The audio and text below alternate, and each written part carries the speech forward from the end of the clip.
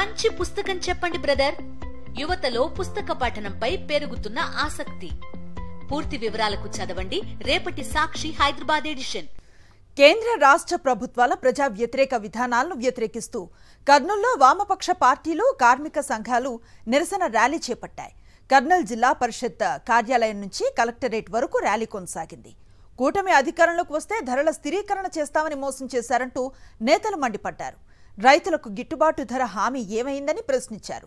రైతులు, కార్మికులను గాలికొదిలేసి కార్పొరేట్ సంస్థలకు కేంద్ర రాష్ట్ర ప్రభుత్వాలు ఊడిగం చేస్తున్నాయని మండిపడ్డారు. మరింత సమాచారం కర్నూలు నుంచి మా ప్రతినిధి లోకేష్ అందిస్తారు. కార్మికులకు వ్యతిరేకంగా కేంద్ర రాష్ట్ర ప్రభుత్వాలు వివరిస్తున్న తీరును నిరసిస్తూ ఏఐటియు, సిఐటియు ఆధ్వర్యంలో కర్నూలు నగరంలో పెద్ద ఎత్తున భారీ ర్యాలీ నిర్వహించడం ఉంది. కర్నూలు కలెక్టరేట్ వద్ద బైఠాయించి నిరసనలు తెలుపుతున్న పరిస్థితి అయితే కనపడుతుంది. దీనిపై మాట్లాడేందుకు వామపక్ష నేతలున్న వారితో మాట్లాడతాం. చెప్పండి, ఈరోజు చూసుకున్న అట్లయితే కేంద్ర రాష్ట్ర ప్రభుత్వాలు వ్యవస్థ తీరు ఏ విధంగా చూడొచ్చు అంటారు? ప్రజా వ్యతిరేకమైనటువంటి విధానాలు అవలంబిస్తున్నాయి. మేము కేంద్ర ప్రభుత్వంతో చాలా కాలంగా పోరాడుతున్నాం. ఇప్పుడు రైతులకు గిట్టుబాటు ధర లేదు, వ్యవసాయకుల్లో ఉపాధి హామీ పనులు లేవు, కార్మికులకు చట్టాలన్నీ మార్చేసినారు, కార్మికులు బానిసలుగా మార్చివేయబడుతున్నారు.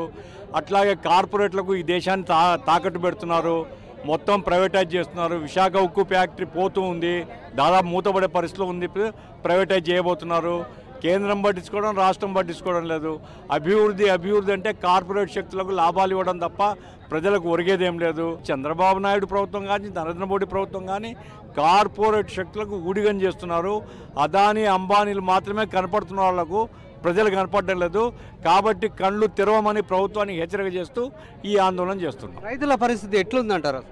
రైతులకు ఏముందన్నా, మందుల ఖర్చు పెరుగుతుంది, ఎరువుల ధరలు పెరుగుతున్నాయి, కరెంట్ ఛార్జీలు పెరుగుతున్నాయి, డీజిల్ ఇప్పుడు స్మార్ట్ మీటర్లు పెట్టబోతున్నారు. ఇంత కష్టపడి పంట పండించిన తర్వాత కారు చౌకగా కొనే దిక్కులేనటువంటి పరిస్థితి. ఏరు దాటేంత వరకు ఒక మాట, ఏరు దాటిన తర్వాత ఇంకో మాట నరేంద్ర మోడీది. చంద్రబాబు నాయుడు కూడా ధరల స్థిరీకరణ నిధి పెడతా అన్నాడు, ఎక్కడ పెట్టినాడు? కాబట్టి ఈరోజు రైతులు, టమాటా పండిన రైతులు దిక్కులేక రోడ్ల మీద బారబోస్తున్నారు. కాబట్టి అన్ని విధాల రైతులు మోసం చేయబడుతున్నారు. కాబట్టే రైతాంగం, కార్మికులు కలిసి రోడ్లు ఎక్కాల్సినటువంటి పరిస్థితులు ఈరోజు ఉంది. ఇప్పుడున్న పరిస్థితుల్లో యొక్క కార్మికుల పరిస్థితి ఎట్లా ఉందంటారు? వారి సమస్యలను ఎందుకు కేంద్ర రాష్ట్ర ప్రభుత్వాలు పట్టించుకోవట్లేదు అంటారు? ఒక విధంగా చెప్పాలంటే కార్మిక వర్గం అంతా కూడా ఈరోజు అతి తక్కువ వేతనాలతో, చాలీచాలని వేతనాలతో వారు ఈరోజు ప్రభుత్వానికి ఈరోజు సేవలు అందిస్తూ ఉన్నారు, ప్రజలకి సేవలు అందిస్తూ ఉన్నారు. ఈ దేశ సేవలు అందిస్తున్నప్పటికీ కూడా ఈ ప్రభుత్వాలు ఏమాత్రం సహకరించడం లేదు, వారి యొక్క సమస్యలను ఏమాత్రం పట్టించుకోవడం లేదు. మరి ఏం చేయబోతున్నారు ఈ యొక్క ప్రభుత్వాల గురించి?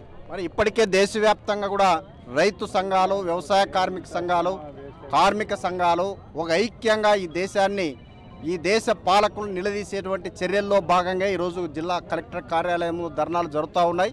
దీన్ని దేశవ్యాప్త ఆందోళనలుగా దీన్ని తీర్చిదిద్ది కింది స్థాయిలో కూడా కార్మికులను, రైతులను, మరి వ్యవసాయ కూలీలను మరి పెద్ద ఎత్తున సమీకరించి తప్పనిసరిగా ఈ ప్రభుత్వాన్ని గద్దె దించేంత వరకు కూడా, ఈ ప్రభుత్వాన్ని పడగొట్టేంత వరకు కూడా మా పోరాటాలు ఏమాత్రం ఆగవు. మనం చూసుకున్నట్లయితే రైతులు కానీ, కార్మిక కర్షకులకు వారు ఎదుర్కొంటున్న సమస్యల గురించి పట్టించుకోకపోతే కేంద్ర రాష్ట్ర ప్రభుత్వాలకు వ్యతిరేకంగా పెద్ద ఎత్తున రైతులను, కార్మికులను కలుపుకొని ఉద్యమిస్తామంటూ ఈ యొక్క వామపక్ష నేతలు హెచ్చరిస్తున్న పరిస్థితి. కెమెరామెన్ శేఖర్తో లోకేష్, సాక్షి టీవీ, కర్నూలు.